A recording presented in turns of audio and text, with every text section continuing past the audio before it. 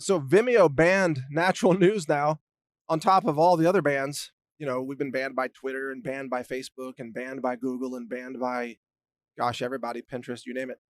But this happened on the same day that Vimeo also banned Project Veritas. And I think it happened because, well, let me back up. So Project Veritas rolls out this bombshell video, right? Exposing Google's criminal fraud, massive collusion, racketeering admitted by one of their own executives named Jen Janai, caught on camera talking about how they're interfering with elections, which is a felony crime, by the way, and making sure that someone like Trump never gets elected again, that they're doing social engineering and programming and all this stuff. And they call it fairness, by the way. It's all fairness. And to the left, fairness means silencing all conservatives. Then it's fair. That's literally the way they think. These are all fascists. So Project Veritas rolls out this bombshell video with that footage, plus a whistleblower who used to work inside Google that comes on and talks about all the different algorithms and the cheating and the deception and the social programming and everything that Google does on a daily basis. This video hits. Project Veritas posted on YouTube. Within hours, YouTube bans the video. So yes, Google, which owns YouTube, bans a video exposing Google banning content. This is how desperate Google has become now. They're actually censoring the videos that expose Google censorship. So, of course, Project Veritas, run by James O'Keefe, posts it to Vimeo. And Vimeo is a paid video platform. You pay a monthly fee, you get to post videos on there, and they can be viewed by the public and so on. The next day, I think it's the next day. Yeah, the next day, Vimeo bans Project Veritas, proving that they're colluding with Google. Now, you would think that Vimeo might be a competitor of YouTube, but no, they're all colluding together. They're all in a massive criminal conspiracy. It's a massive collusion, criminal enterprise, cartels, racketeering. Vimeo, Apple, Facebook, Twitter, Google, YouTube, Snapchat, Instagram, Pinterest, MailChimp, on and on. It's all a massive criminal conspiracy. And Project Veritas then tweeted out something about that, saying, gosh, look at this, look at this chain of being banned. And it involves other organizations as well, beyond what I mentioned here. So natural news gets banned by Vimeo, and Vimeo just says, well, you violated our terms of service. But of course, they never point out how we violated anything. In fact, the only video we posted on Vimeo that day was a video about censorship. So Vimeo bans us after posting a video about censorship, and after we copied, well, actually, we didn't copy it. A user of ours copied the Project Veritas video and posted it on Brighteon.com, which is our YouTube alternative free speech video platform. So we posted it to the public and got the public to, to start sharing that. Look, you can view this video, even though YouTube censored it. You can view it on Brighteon.com. And Project Veritas also posted it on BitChute.com as well. So it was available on at least those two platforms, BitChute and Brighteon.com. And that's when Vimeo banned us. So, yes, it's criminal collusion. Yes, these tech giants are run by unindicted criminals. Their executives are criminal fraudsters. They are racketeers. They are the modern day mafia gangsters. And they know exactly what they're doing. They're involved in massive criminal conspiracies, and it's all coordinated. They coordinate the silencing of the conservative channels or even just journalism channels that are independent journalism. Whatever they don't want you to see, they ban it. And this gets worse every single day.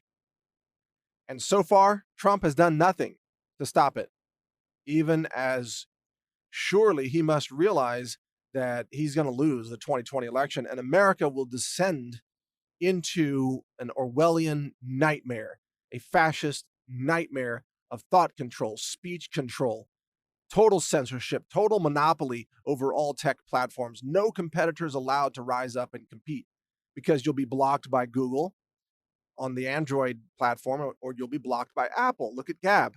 Gab's app was blocked by Google and Apple. And Parler, also a new upcoming social media platform, also had its app blocked by Apple. Same as natural news. We've been blocked by Apple for months for our new app. They won't let us roll out an update because Apple is evil. Apple is a criminal enterprise. Tim Cook. I'm going back in time to Steve Jobs. Tim Cook is an unindicted criminal. And by the way, Steve Jobs never would have done that. Steve Jobs had a conscience. Tim Cook doesn't. Tim Cook is a global criminal. He should be on the Interpol arrest list, along with Pichai is his name at Google, Sundar, and of course, Jack Dorsey at Twitter. These are all criminals. These people are all engaged in racketeering and fraud, and they should all be arrested and indicted. In fact, Trump should have the US government seize the domain names of these tech giants and shut them down for 2 years as a penalty for their 2 years of censorship. Actually, it's been more than 2 years, but the federal government should seize Google.com, Facebook.com, Twitter.com, and so on. Seize all the domains for 2 years, just shut them down. And say, look, we'll turn it back on when you agree to stop violating the basic civil rights of the American people. You have to respect the First Amendment if you're going to be able to operate. And yes, that's the proper role of government, not to run those companies, but to prevent them from steamrolling basic civil liberties of the American people. We don't want the government to run Facebook, but we want the government to force Facebook to stop censoring speech based on the political slant of that speech. So call your senators, call your member of Congress, call your state attorney general and tell them that you demand criminal investigations into the tech giants. This is the only way it's going to get done. Tell them you demand investigations and that you are tired of conservatives being unfairly censored and silenced by a monopoly of tech companies run by unindicted criminal fraudsters and racketeers and modern-day techno-fascist mafia bosses. That's what they are, and they all should be behind bars. Instead of running the speech code of society. Really, do you want Mark Zuckerberg to control what you're allowed to say or think or read or speak or share? That's insane. Mark Zuckerberg should be in prison.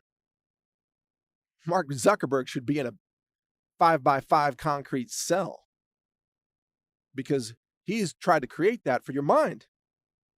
He has put you in a mental prison and billions of people in mental prisons. It's time for him to go to prison, and it's time for everybody else to be set free. Thanks for listening. Mike Adams here, the Health Ranger, naturalnews.com and Brighteon.com. Share this and join the effort for free speech. Before we get into the next segment, reminder that this is brought to you by the Health Ranger store. We have a fish oil alternative for those who don't want to take in fish-based products, many of which are heavily contaminated with mercury. We have a product called ahi flour. It's made from plants, and it's a fish oil-like supplement with many of the same essential fatty acids and the same beneficial effects on your body, but it's made from plants. It's lab tested for heavy metals, glyphosate, and microbiology to make sure it doesn't contain E. coli or salmonella or anything like that. So check it all out at healthrangerstore.com. It's good for your health, and it's clean.